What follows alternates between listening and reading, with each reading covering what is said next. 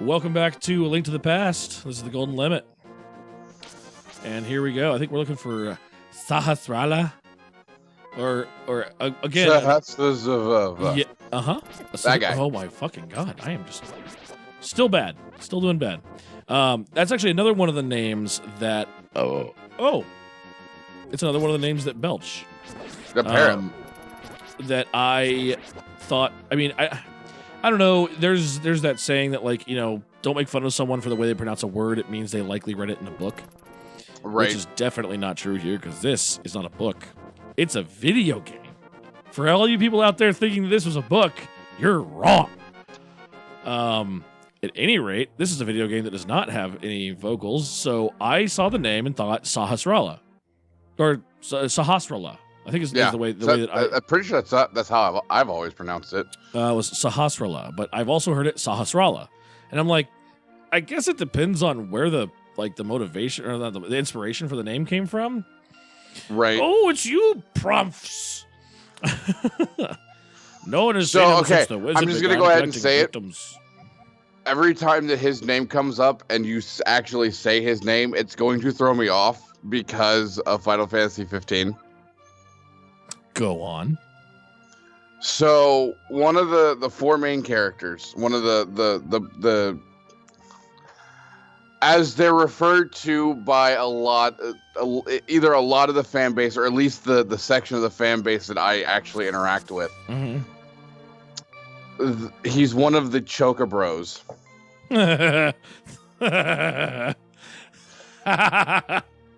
So with Final Fantasy 15, like the Choka Bros. Oh, that's amazing. Yep. Also, hey, here's a little foreshadowing to the dungeon that ends up in this spot in the Dark World. The leader of the gang's name was Blind. Blind, yeah. Blind. It could be either or. I'm not gonna do the puzzle thing downstairs yet. I'll wait till I have bombs for that. That's fair. But anyway.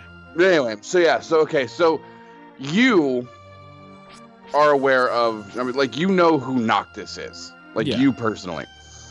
And then you've got, Noctis is the one that you actually control, which they kind of altered that as the game went on, where you could actually switch between who you could control. And each member plays slightly differently. Mm. So you've got Noctis, who is the main character. And then you've got the other three. Gladio. So Gladio is short for Gladiolus. Damn it, I was hoping it was short for Gladius, because we all know what Gladius can refer to. Right. Now, I got a magic bottle. Notice that didn't say just a bottle. It said magic bottle. Does it actually say magic bottle when I select it on here? No, it just says bottle. No, it just says bottle. Mother bitch. Okay. So you've got Gladio. Mm-hmm. You've got Ignis. Mm-hmm. Does he control fire? Kind of. Oh, okay. I can't go out because I'm sick. I mean, the spoilery shit that happens about halfway into the game, where because of certain events that have taken place and certain things that have happened to Ignis, he becomes kind of your magic user, like your predominant magic user. Oh, okay. Which magic works really weird in that game, and well, I feel like that's a bit of a thing. Like Final Fantasy, they've always got to make some mechanic of the game fucking weird. There was the one where your skill tree was a big plate of hexagon shit that you kind of Final Fantasy X. It wasn't. It was one after that I'm thinking of. Okay, so then the one that you're thinking of is Final Fantasy 12. Well, okay, yeah. It was 12. It was 12, yeah. Because that shit was weird. Yeah. Yeah, that shit was weird. Yeah. Final Fantasy X is where they He's started hiding in the palace past the castle. They've continued that in some way, shape, or form, moving forward. we'll get to we'll deal with that later. But yeah, no. So you've got Noctis, Gladio, Ignis, and then number 4 is Prompto. Is there a P before the T? Yes. So he's just a very prompt person.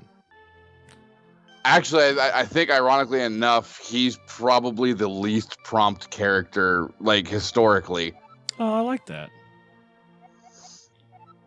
Like he's kind of always the one playing catch up with everybody else, except for in the mornings. In the mornings, it's Noctis because Noctis refuses to wake up.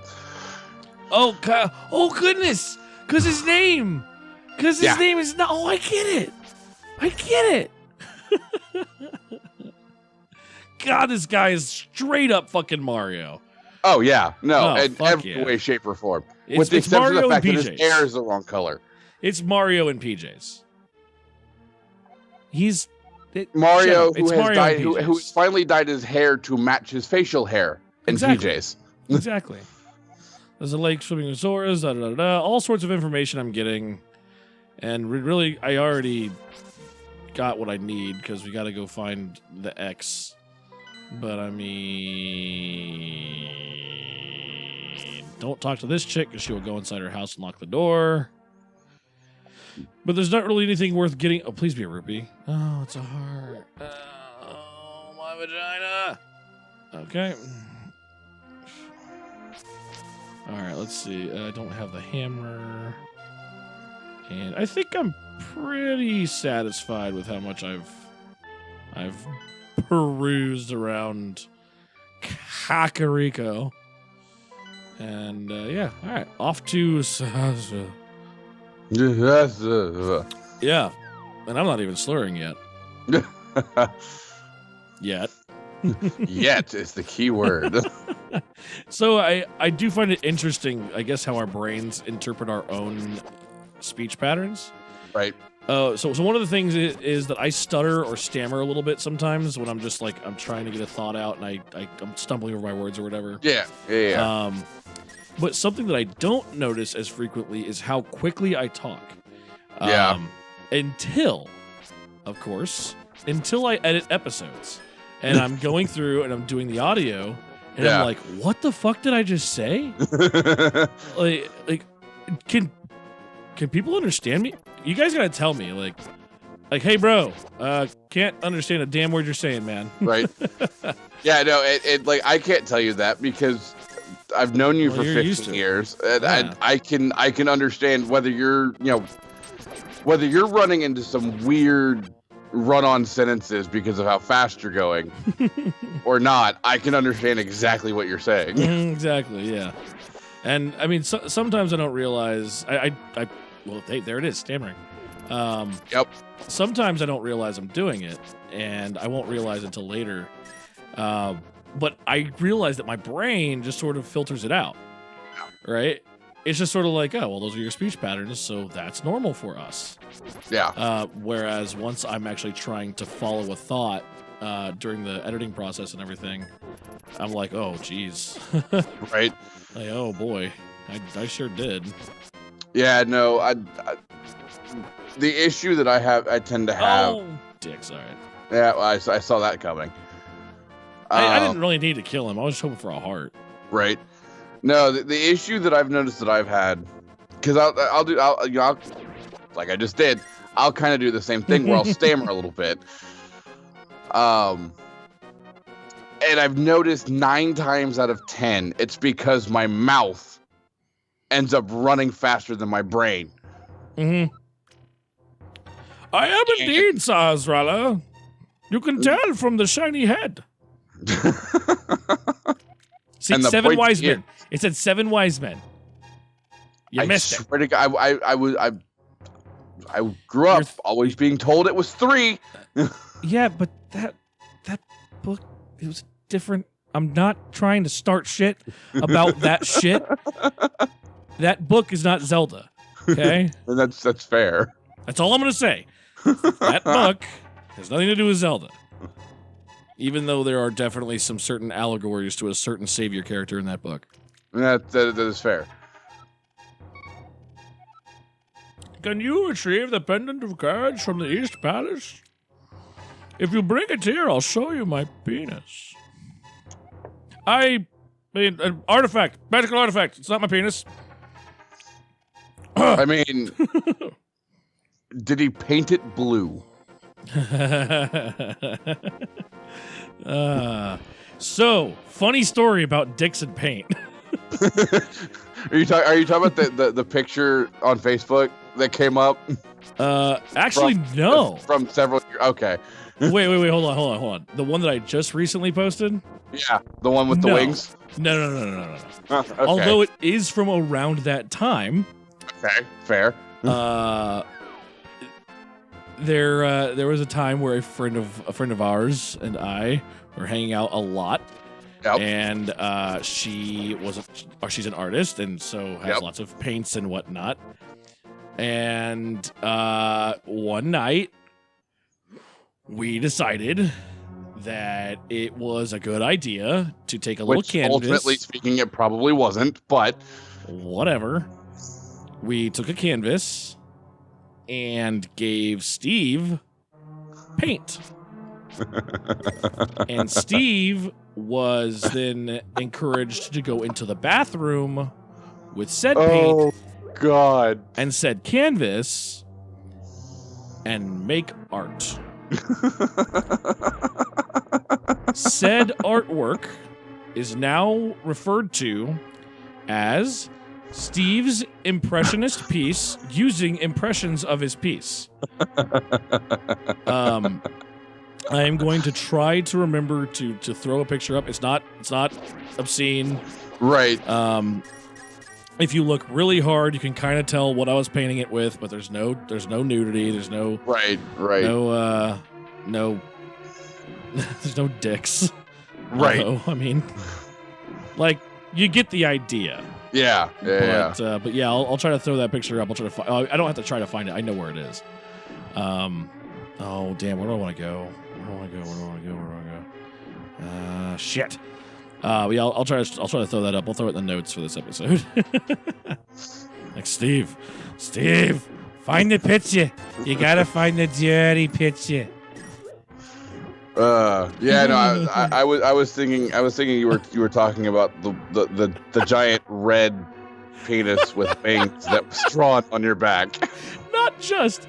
Okay. So here's some preface to that painting. So same friend, right? And we were hanging out one night and drinking and shit. And she's like, "Hey, Steve, I want to paint on your back." And I'm like, oh, "Fuck yeah!" Like, I let you do my makeup. I let you fucking like whatever. Right. These guys are super easy if you just back them into a corner. Yeah. So she's sitting there painting for a minute. And she finishes up a portion and takes a picture of it to show me. And it was I was like, oh, it's cool. Like, it was these wings, right? Yeah. And they were just black, just an outline of wings. And I was like, that's kind of cool. I'll throw that on Facebook. That's pretty. Okay, there we go. So where the hell is my way out of this room? So she's like, okay, cool. I just want to add some finishing touches. Right. And she shows it to me afterward. There it is. Big ol' flying dick. Just spurting its girt all over my back. And I was like, you take... And not just any. Like, big old bright fire engine red.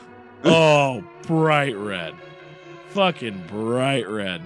And I was like, you better take every angle of picture of this thing, because it is going all over Facebook. Like, I have plenty of friends who are, maybe ashamed of being tagged in things, or ashamed of like certain things. They don't want things to end up on the internet. Oh no. No. There is a video of me from a Christmas party where I got blackout drunk. I mean, when is that not Christmas for you? It is very seldom that Steve actually gets blackout drunk. I mean, well, okay, so that's fair. I am what is known in the biz as a professional. And as such, I do not get blackout drunk. It's fair. happened only 2 or 3 times in my life. I'm 30 years old. And for anyone who doesn't know, I'm also a pretty steady drinker. Steady's the word for it. Yeah, and only since I was 21 when it was legal. Sure. We'll go with that. Yep, there are probably kids that listen to this. So, at any rate, at said Christmas party, where I'm pretty sure that was the event that made my former boss stop doing open bars and switch to the ticket system. Right. I was trolled by a good friend of mine because he knew how much I loved what's it called? Total Eclipse of the Heart. Is that Bonnie Tyler? That might sound right. Hold on. Total Eclipse of the Heart. Anyway. So Google search history to the rescue. Well, duh.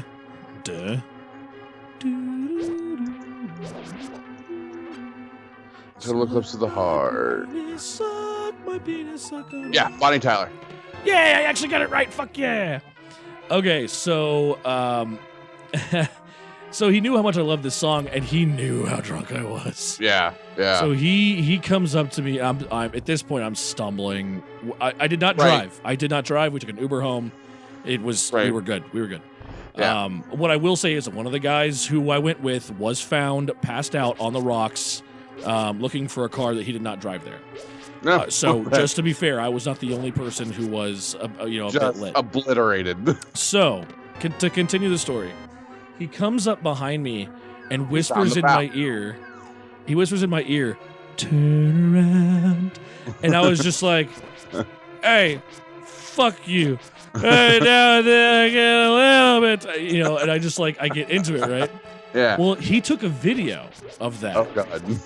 Oh God, yes. Of course he did. Hold on. I feel like I'm missing something here. Probably are. So he took a video of this, and what's down these little thingies? Is it fairies? It's fairies, and I have a net. One botley. Keep it in a bottle and then heal. Sweet. So he took a video of this, and the next day at work, the next day we were at work, he showed me the video, and and I was like, dude, you gotta give it to me. He's like, I'm not a big fan of giving out shit like that. And I'm like, no, you've got to give it to me. This has to go on my Facebook page. And he's like, you will not tag me. You will not say who recorded this. I'm like, I don't give a fuck. That's fine. Like, give me the video. And he sends it to me. And oh yeah, you better goddamn believe that went on my Facebook immediately. Yeah. I am definitely the type to overshare that kind of nonsense. So that being said, the picture, I will try to find that painting I did with my piece. Oh boy, we're telling stories today. Oh man, I want to make a little more progress before we next episode this, but oh god, I'm just taking so long. Yeah, no, I'm trying to think. I don't think. I'm a little rusty, and I am not working with a walkthrough. I will not be working with a walkthrough unless it is maybe at the very end when we get to the point where it's we gotta get more hearts and and stuff like that. Otherwise, I do want to keep this a walkthrough free playthrough. Sure.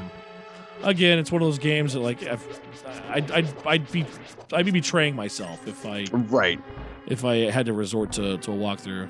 Yeah, no, it's not like me where I could get through the main story no problem, but when it comes to looking for hearts, I got nothing.